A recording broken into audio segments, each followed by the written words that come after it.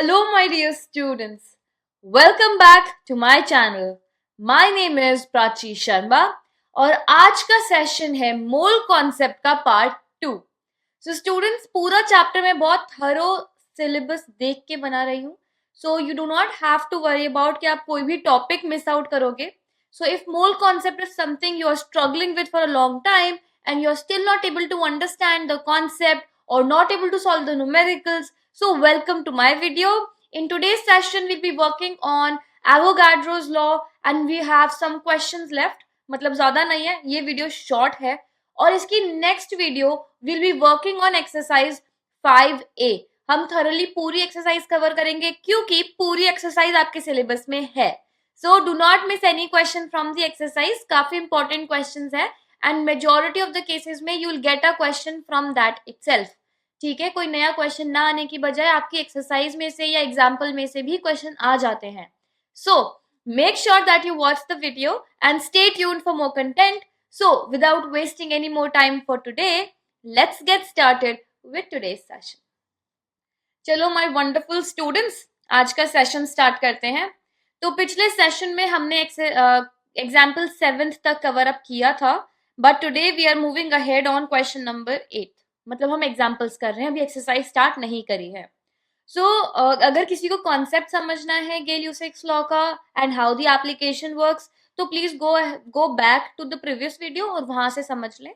आज की वीडियो में हम डायरेक्टली क्वेश्चन से स्टार्ट करेंगे. So let's get started with this. So सबसे पहले उन्होंने क्या कहा है, उन्होंने कहा है a sample of coal gas contained, give me a second. So a sample of coal gas contained 45% hydrogen, 30% CH4 that is आपका methane, then 20% CO and 5% of acetylene that is C2H2 by volume. 100 ml of this gaseous mixture was mixed with 160 ml of oxygen and exploded. तो अब आप क्या करेंगे इसमें, सबसे पहले आप ये आइडेंटिफाई करेंगे कि कितना कितना अमाउंट है. तो टोटल अमाउंट आपको दे रखा है कि 100 है.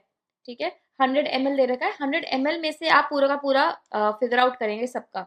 सो since we have already discussed the questions in a lot of detail, so आज हम डायरेक्टली सोल्यूशन डिस्कस करते हैं कि हाउ दिस इज वर्किंग.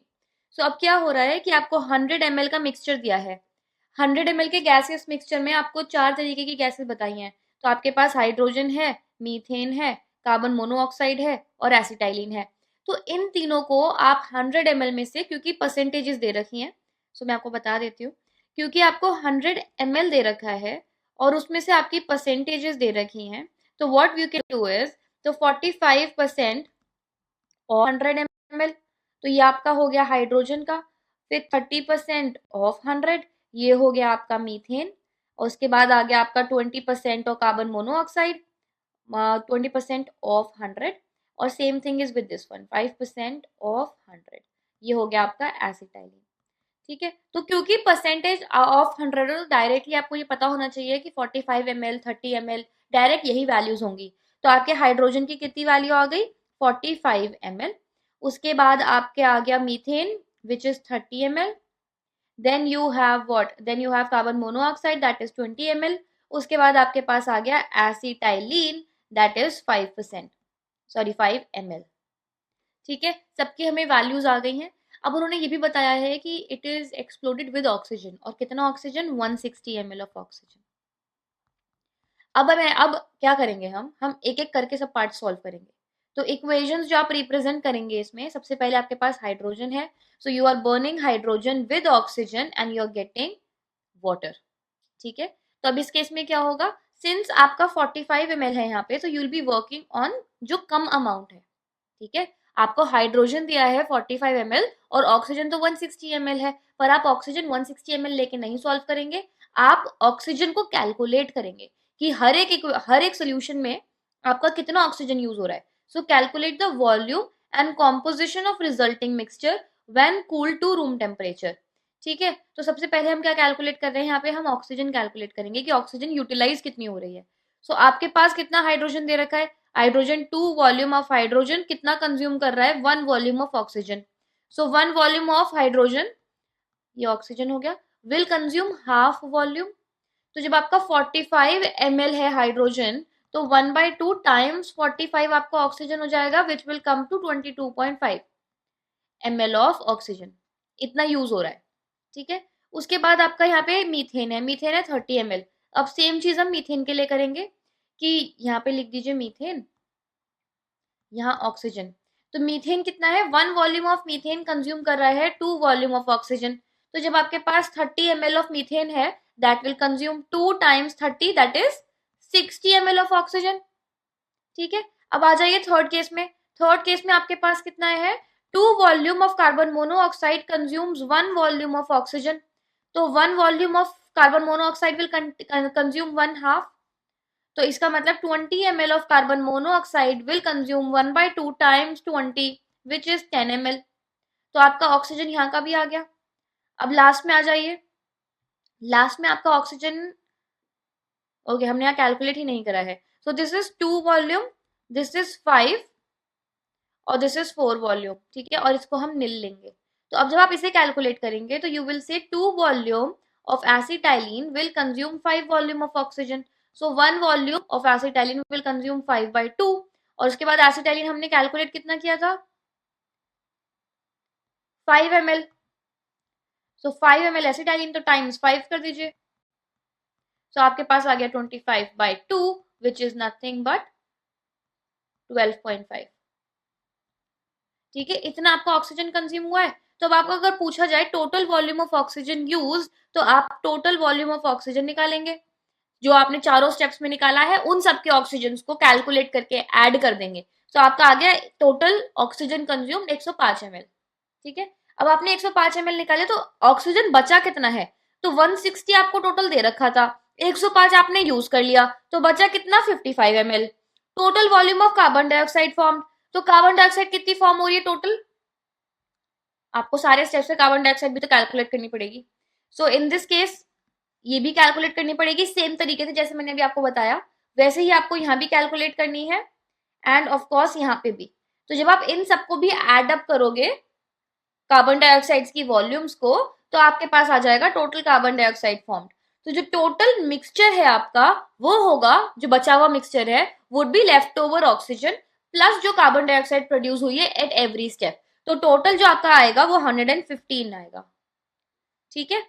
अगर अगर आपको कार्बन डाइऑक्साइड कैलकुलेट करने में कोई प्रॉब्लम आती है तो आप मुझे बता सकते हैं, I will make sure that I help you out. But जैसे हमने ऑक्सीजन कैलकुलेट किया है उसी तरीके से आपका कार्बन डाइऑक्साइड कैलकुलेट होगा, और यहाँ पे ये ऑक्सीजन होना चाहिए, ठीक है।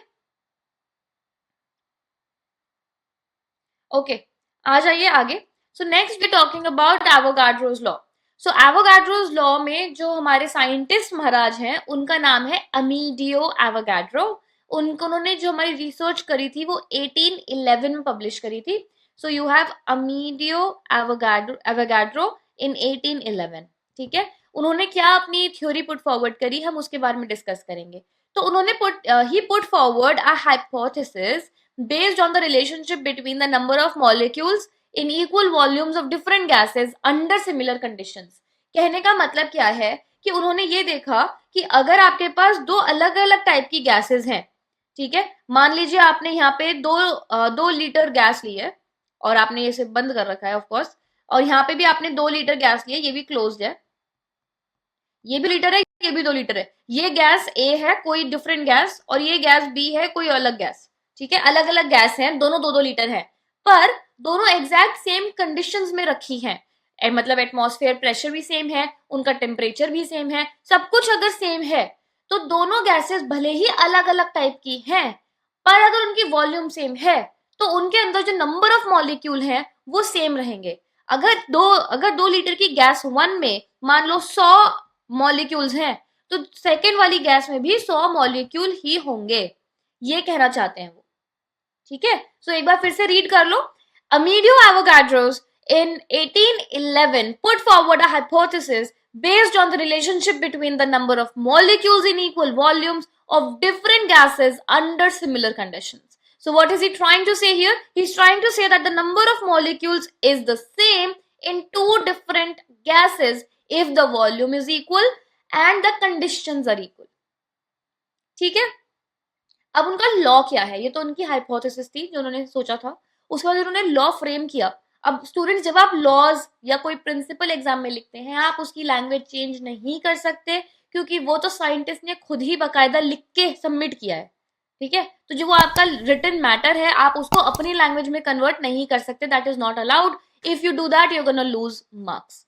सो लेट्स लुक एट एवोगाड्रो का लॉ। So Avogadro's law states that equal volumes of all gases under similar conditions of temperature and pressure contain the same number of molecules. So does that make sense? कि equal volume of all gases, चाहे जो भी gas हो, अगर equal volume है and under similar condition है, मतलब temperature और pressure same है, तो दोनों में ही number of molecules same होंगे, ये कहना चाहते हैं। अब आगे बढ़ते हैं। An atom is the smallest particle of an element that can take part in a chemical reaction. However, it may or may not exist independently. कहने का मतलब क्या है, अगर उन्होंने पूछ लिया आपसे एटम की डेफिनेशन लिखो, आप ये लिखेंगे। अभी आपकी 10th ग्रेड की अपग्रेडेड डेफिनेशन है।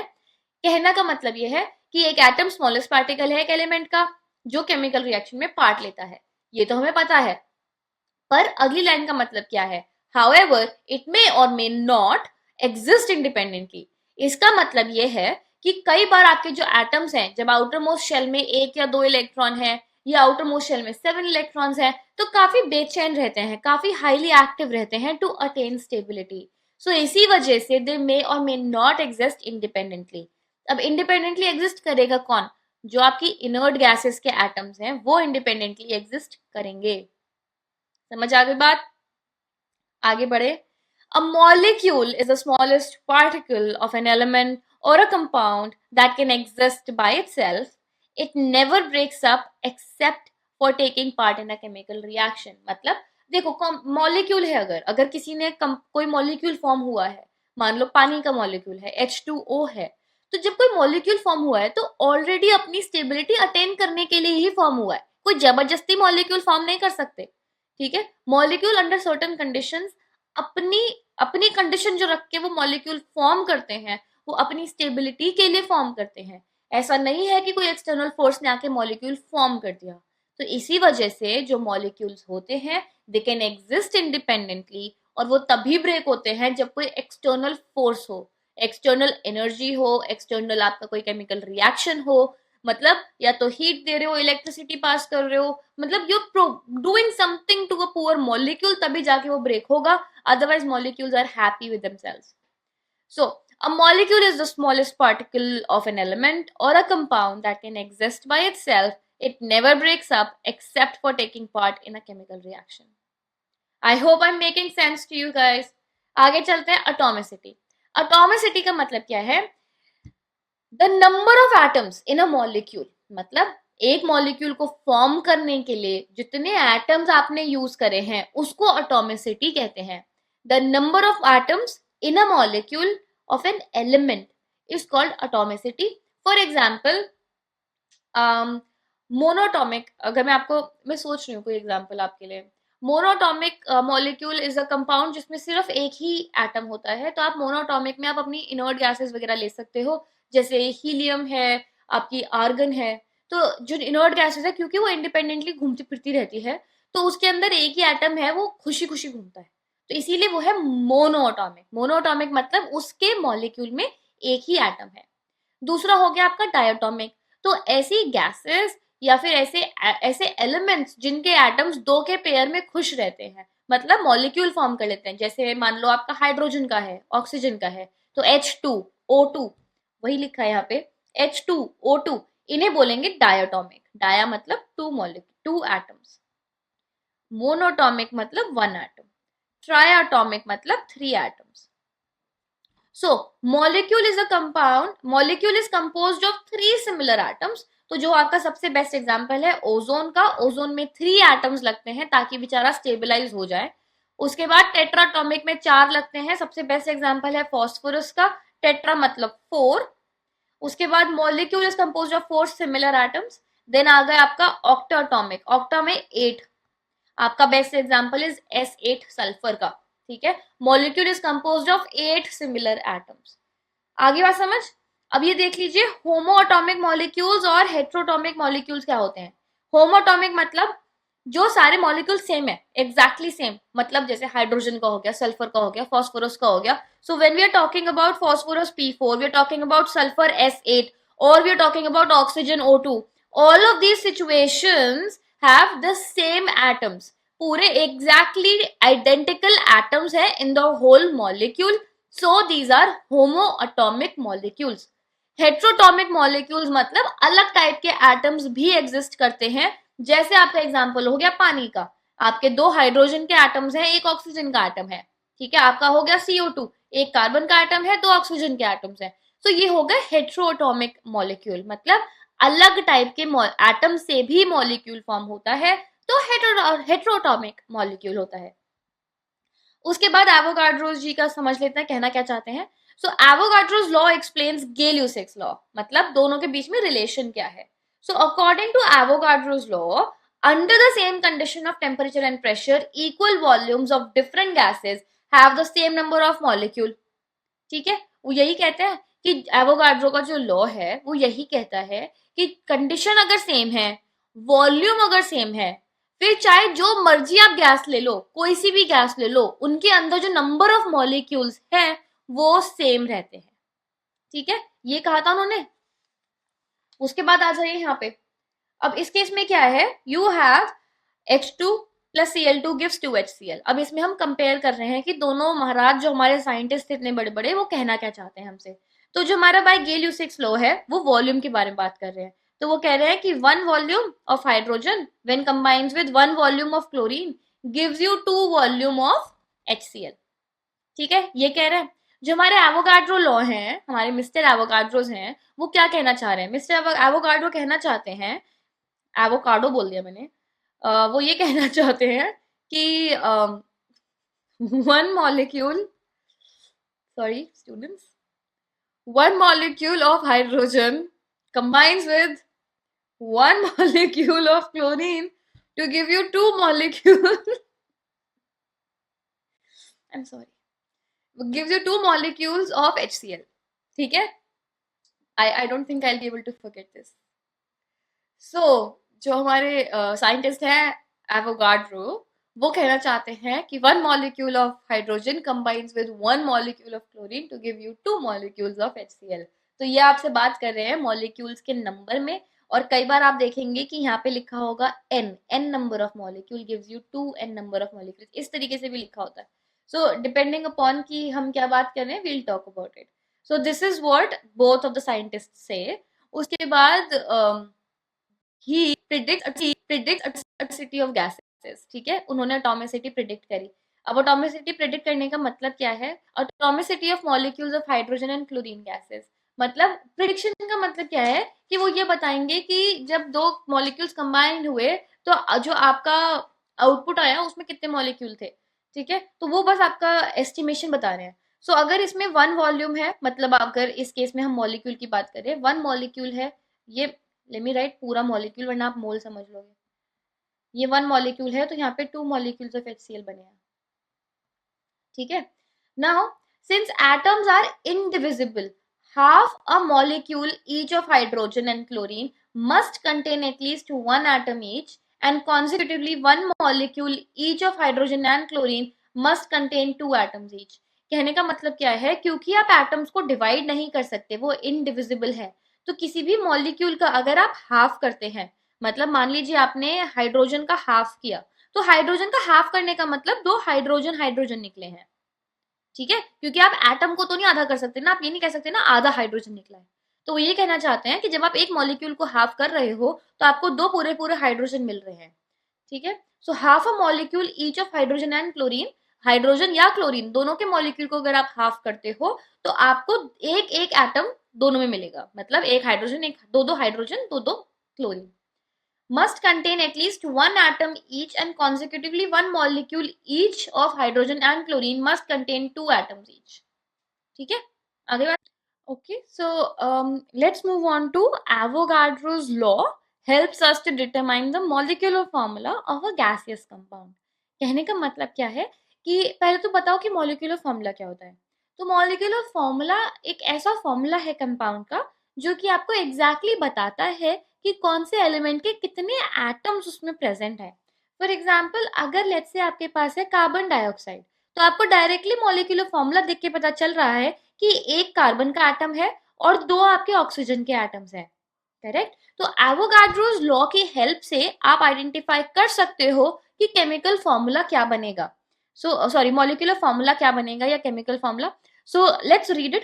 Molecular formula is a chemical formula which gives the actual number of atoms in the element present in one molecule of the compound. मतलब जब उस कंपाउंड का आप एक मॉलिक्यूल कंसिडर करोगे तो उसमें आपके कितने एटम्स प्रेजेंट है, कौन से एलिमेंट का कितने एटम्स प्रेजेंट है, सब कुछ पता चल जाएगा मॉलिक्यूलर फॉर्मूला से। तो एक बार यहाँ पता करके देखते हैं। नाउ लेट्स से कि आपको नहीं पता कि अमोनिया के अंदर कितने एटम्स हैं और कौन कौन से हैं, सो हम इससे कैसे आइडेंटिफाई करेंगे। तो अगर आपको इतनी इंफॉर्मेशन है कि अमोनिया की 2 वॉल्यूम यूज हो रही है, नाइट्रोजन की 1 वॉल्यूम और हाइड्रोजन की 3 वॉल्यूम्स, तो आप इसको ऐसे भी लिख सकते हो कि यहाँ पे अमोनिया के 2 मॉलिक्यूल्स हैं, उसके बाद यहाँ पे आपके नाइट्रोजन का 1 मॉलिक्यूल है, उसके बाद यहाँ पे 3 मॉलिक्यूल्स हैं हाइड्रोजन के। अब अगर आप सेकेंड स्टेप पे इन्हें एटम्स में कन्वर्ट करो, जिसका आपको पता है उसका, मतलब हम इसमें कंसिडर कर रहे हैं कि हमें अमोनिया का नहीं पता पर हमें नाइट्रोजन का और हाइड्रोजन को तो पता है। तो नाइट्रोजन के अंदर तो 2 एटम होते हैं क्योंकि डायटोमिक है, और हाइड्रोजन के अंदर भी आपके 2 एटम होते हैं। अब क्योंकि 2 एटम है और 3 है बाहर, तो इसका मतलब 6 एटम हो गए टोटल, ठीक है। तो यहाँ पे आपके 2 ही एटम है, यहाँ आपके 6 एटम हो गए। अब अगर आप इसको पूरे को डिवाइड बाय 2 कर दोगे, मतलब क्योंकि तो रेशियोज है ना, कि अगर इसके 2 मॉलिक्यूल्स यू हैं तो आपके यहाँ पे 2 एटम है, उसी के रिस्पेक्टिव में इसके 6 एटम्स है, तो ये तो टेक्निकली एक रेशियो होता है। तो अगर इस पूरे रेशियो को अगर आप 2 से डिवाइड कर दोगे तो भी तो रेशियो सेम ही रहेगा।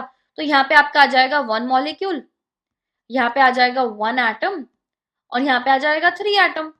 So that is it. जो आपका 1 मॉलिक्यूल ऑफ अमोनिया है उसके अंदर 1 एटम होगा नाइट्रोजन का और 3 एटम्स होंगे आपके हाइड्रोजन के, मतलब ammonia is equals to NH3।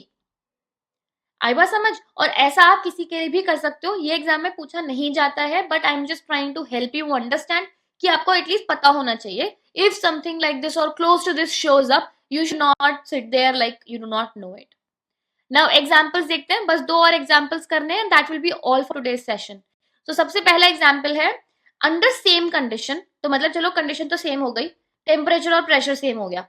You collect 2 liters of carbon dioxide, 3 liters of chlorine, 5 liters of 4 liters of nitrogen and 1 liter of sulfur dioxide. In which gas sample will, ये बहुत important question है, ये काफी आता है।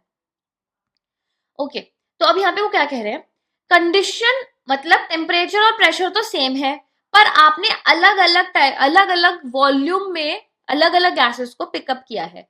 तो वो आपसे पूछ रहे हैं कि किस गैस सैंपल में ग्रेटेस्ट नंबर ऑफ मॉलिक्यूल होंगे। तो भाई जिसमें सबसे ज्यादा आपका वॉल्यूम होगा उसमें सबसे ज्यादा आपके मॉलिक्यूल्स होंगे। तो इस केस में अगर आप बात करें तो एक है आपका 2 liters, 3 liters, 5 liters, तो आपका जो 5 लीटर है that will be your correct answer. Students मेरी स्क्रीन शेयरिंग स्टॉप हो गई है, तो मैं जैसा कह रही हूँ बस वैसा सुन लो, ठीक है। अब लीस्ट नंबर ऑफ मॉलिक्यूल किस में होंगे, लीस्ट नंबर ऑफ मॉलिक्यूल होंगे सबसे कम वॉल्यूम वाली में। तो अगर कोई 1 लीटर है तो आपका आंसर होगा 1 लीटर ऑफ सल्फर डाइऑक्साइड, ठीक है। दोनों आंसर हो गए, 5 liters of hydrogen and your 1 liter of sulphur dioxide. अब ओके स्टूडेंट्स, आई होप अब तो स्क्रीन दोबारा विजिबल हो गई होगी। सो अब इसमें आप एग्जाम में कैसे आंसर लिखेंगे, एग्जाम में आप बड़ी सुंदर तरीके से एक्सप्लेन करेंगे, क्योंकि आपको ये नहीं भूलना कि आप एक ICSE के स्टूडेंट हो। जैसा आप अपनी आंसर शीट फ्रेम करते हो उसके ऊपर आपके डायरेक्टली नंबर डिपेंड करते हैं। सो equal volumes of all gases under similar conditions of temperature and pressure contain the same number of molecule। मतलब अगर सब कंडीशन सेम है, इक्वल वॉल्यूम है, तो उसमें नंबर ऑफ मॉलिक्यूल्स भी सेम होंगे। So under the same condition of temperature and pressure, if volume of the gas is decreased, अगर सेम ही कंडीशंस के अंडर आपकी वॉल्यूम डिक्रीज कर दी गई है तो the number of molecules will also decrease. तो जो नंबर ऑफ मॉलिक्यूल्स है वो भी डिक्रीज होंगे। फिर मैंने आपको आंसर ऑलरेडी बता दिया कि 5 लीटर्स ऑफ हाइड्रोजन है पहले वाले का आंसर, जिसमें ग्रेटेस्ट नंबर ऑफ मॉलिक्यूल पूछा गया है, और 1 litre of sulphur dioxide is the answer for the second part, जिसमें लीस्ट नंबर ऑफ मॉलिक्यूल्स पूछा गया है। आगे बात समझ, आगे चलते हैं। अब इसमें है कि if 50 cc of a gas A contains y molecules, मतलब आपकी 50 cc की गैस है, ठीक है, गैस ए, इसके अंदर कितने मॉलिक्यूल्स है, y मॉलिक्यूल्स है। How many molecules of gas B will be present in 25 cc of B under same conditions? अगर बिल्कुल सेम कंडीशंस हैं तो अगर 50 सीसी को आप 25 सीसी कर दोगे तो आपके मॉलिक्यूल्स भी आधे हो जाएंगे, क्योंकि आप जो इफेक्ट आपका वॉल्यूम पर आएगा वही डायरेक्टली आपका नंबर ऑफ मॉलिक्यूल्स पे आएगा। अब अगर इसी क्वेश्चन को मैं ट्विस्ट करके आपसे ये बोलूं कि अगर 50 की जगह मैंने मान लो 100 कर दिया, तो आपके मॉलिक्यूल्स कितने हो गए, मॉलिक्यूल्स भी डबल हो जाएंगे, तो उस केस में मॉलिक्यूल्स 2y हो जाएंगे। तो जो कुछ भी कंडीशन आपकी वॉल्यूम के ऊपर लगेगी वही डायरेक्टली आपके नंबर ऑफ मॉलिक्यूल्स पे लगेगी, प्रोवाइडेड कि सारी कंडीशंस और आपकी वॉल्यूम वगैरह सब कुछ सेम है, ठीक है। All right students, so this is it for today's session. आज के सेशन में हमने 2-3 क्वेश्चन करे and we also discussed about Avogadro's law, and I trust me, this is going to be super funny for me for a very long time. So that is it for today's session, and make sure that you stay tuned for more content and subscribe to the channel, share the channel with your friends, and let us all learn together. So this is it for today, and we'll catch up in the next session that would be on exercise 5A. So stay tuned and we'll catch up in the next one.